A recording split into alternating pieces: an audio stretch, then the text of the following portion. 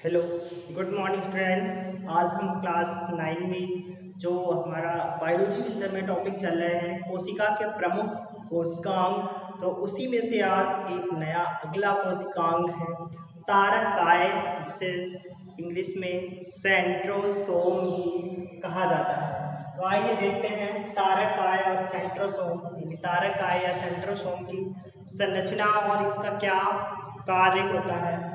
तो तारक काय की सबसे पहले खोज देखते हैं। तो तारक काय की खोज वैज्ञानिक वॉन वेंडेन ने की थी। किसने की थी? वॉन वेंडेन। सबसे पहले जो है तारक काय की खोज या तारक काय की खोज वॉन वेंडेन ने की थी। अब ये पाए कहाँ जाते हैं तारक काय?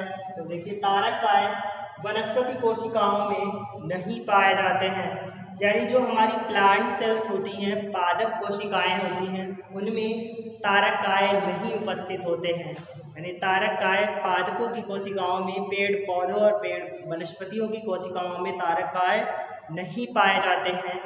तारक काय जंतु प्राणी कोशिकाओं में केंद्रक के समीप पाए जाते हैं। यानी जो आपके तारक काय हैं ये जंतुओं की कोशिकाओं में, एनिमल सेल्स में या प्राणियों की कोशिकाओं में पाए जाते हैं। वो भी ये जो है कोशिका में उपस्थित या कोशिका के कोशिका द्रव्य में केंद्रक जो कोशिकांग है उस केंद्रक कोशिकांग के सबसे समीप उपस्थित होते हैं। आपने पढ़ा है कि केंद्रक और कोशिका झिल्ली के बीच का जो खाली क्षेत्र है उस खाली क्षेत्र में कोशिका द्रव्य भरा रहता है और उस कोशिका द्रव्य में कई सारे कोशिकांग भरे रहते हैं, यानी कई सारे कोशिकांग उपस्थित होते हैं, जैसे माइटोकॉन्ड्रिया, हरित लवक, गाल्जी काय, रिक्तिका।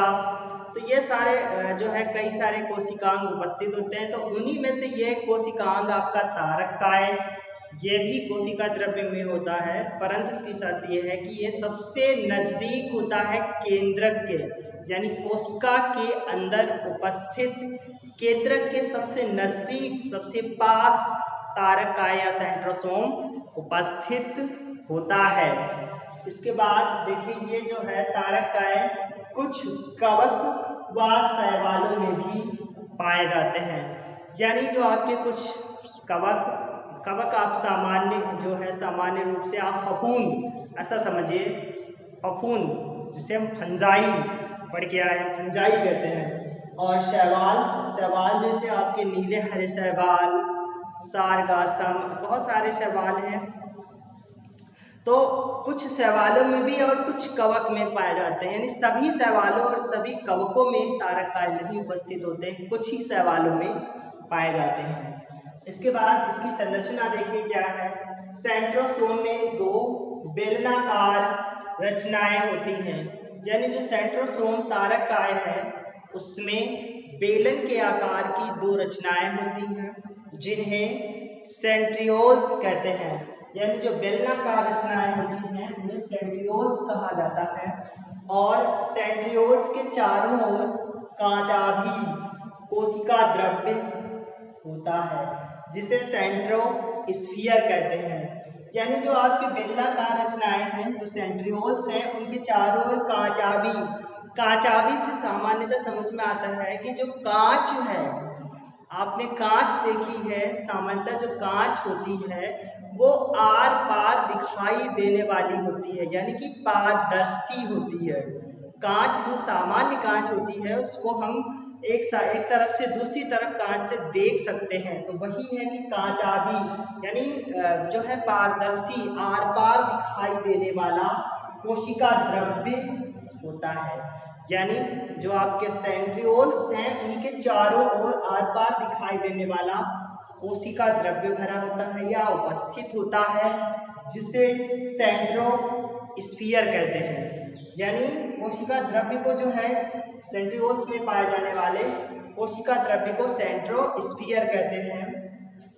तारक केंद्र 27 सूक्ष्म नलिकाओं का बना होता है, यानी जो आपका तारक काय है ये 27 सूक्ष्म नलिकाओं का बना होता है। देखिए, ये संरचना बनाई है तारक काय की, और जो ये संरचना है सेंट्रियोल्स की संरचना पार्श्व संरचना है। और जब हम अनुप्रस्थ काट बनाएंगे, इसको यानी काटेंगे, तो तारे के आकार की संरचना, स्टार के आकार की संरचना दिखाई देती है, वो आपकी अनुप्रस्थ काट में है। तो इसमें जो आप देख रहे हो कि तारक केंद्र में 27 सूक्ष्म नलिकाएं होती हैं। तो ये देखिए पतली पतली सूक्ष्म नलिकाएं हैं, ये यहाँ पर लिखा भी गया है कि पतली सूक्ष्म नलिकाओं को, यानी नलिकाएं उपस्थित होती हैं, और ये संरचना होती है तारकाय की, वो भी पार्श्व संरचना बनी हुई है। तो आगे देखिए, ये सूक्ष्म नलिकाएं 3-3 के 9 समूहों में व्यवस्थित होती हैं। यानी जो ये सूक्ष्म नलिकाएं हैं, ये वाली सूक्ष्म नलिकाएं 3-3 के समूहों में जो है 9 जगह, यानी 3-3 के 9 समूहों में व्यवस्थित होती हैं। इसमें देखिए आपके बुक्स में जो संरचना बनाई गई है स्टार के जैसे, इस प्रकार से आप देखिए तारा जैसा बना हुआ है। और ये देखिए आप इस प्रकार से समझ सकते हैं कि ये जो है 9 समूह हैं, और इन 9 समूहों में 3-3 इस प्रकार से बटी होती हैं। ठीक है, ये आपके 9 बनेंगे।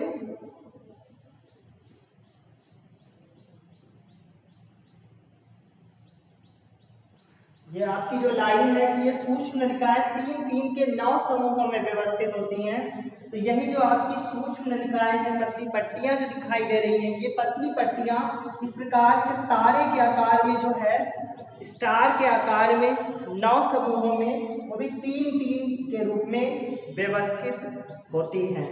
तो ये थी आपकी तारकाय या सेंट्रियोसोल्स की संरचना, सेंट्रियोसोम की संरचना, और सेंट्रियोल्स जिसे आप कह रहे थे कि बेलनाकार रचनाएं, यही है। अब इसके बाद हम देखते हैं जो आपका तारकाय या सेंट्रोसोम है, इसका क्या कार्य होता है, ये क्या कार्य करते हैं कोशिकाओं में। देखिए सेंट्रियोल्स जंतु कोशिकाओं के विभाजन के समय ध्रुव तथा एस्टर बनाते हैं।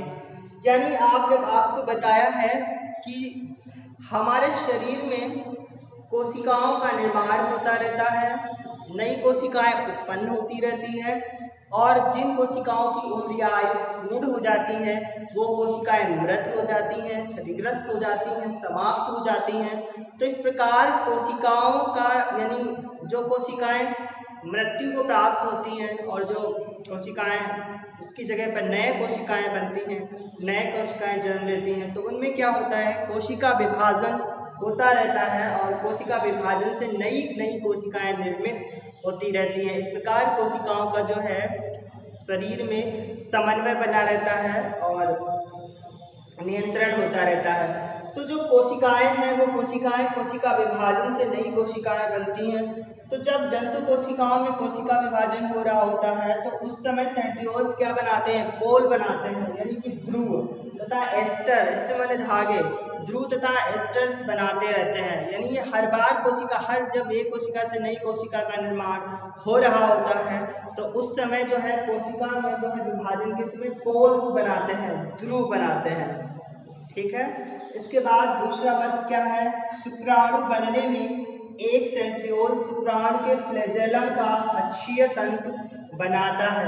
देखिए शुक्राणु क्या है, ये नर से उत्पन्न जो है,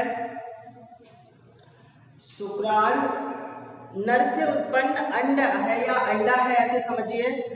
जिस प्रकार से जब निषेचन की क्रिया पूर्ण होती है, यानी जनन की क्रिया पूर्ण होती है, जनन की क्रिया के समय जब नर का शुक्राणु मादा के अंडाणु से मिलता है, यानी नर का अंड और मादा का अंड दोनों मिलते हैं, तब जाकर निषेचन की क्रिया पूर्ण होती है और भ्रूण का निर्माण होता है। वही भ्रूण पूर्ण गर्भावधि यानी गर्भावस्था या की समयावधि को पूर्ण करके एक शिशु के रूप में जन्म लेता है।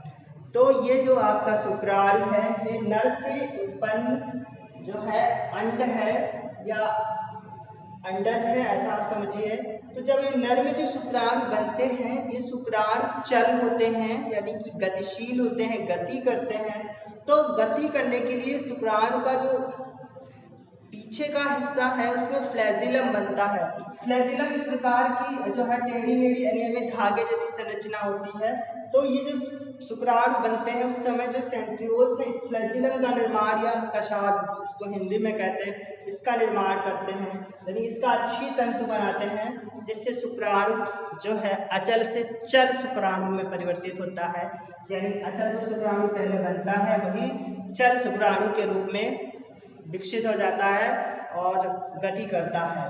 तो इस प्रकार आपके सेंट्रोसोम के दो कार्य यहाँ पर दिए गए और सेंट्रोसोम की जो है संरचना, इसकी खोज उपस्थिति आप पढ़ चुके हो। तो आप सेंट्रोसोम का ये डायग्राम अपनी कॉपी पर जो है इसको क्लियर करना, और इसके अलावा भी दूसरा डायग्राम आपकी कॉपी में दिया गया, यानी किताब में दिया गया है तारक काय का। उन दोनों ही डायग्राम को अपनी कॉपी पे सुंदर और साफ बनाना। इसी के साथ आज का हमारा ये छोटा सा टॉपिक तारक काय या सेंट्रोसोम समाप्त होता है। इसके बाद आपसे मिलते हैं अगले नए कोशिकाओं के साथ।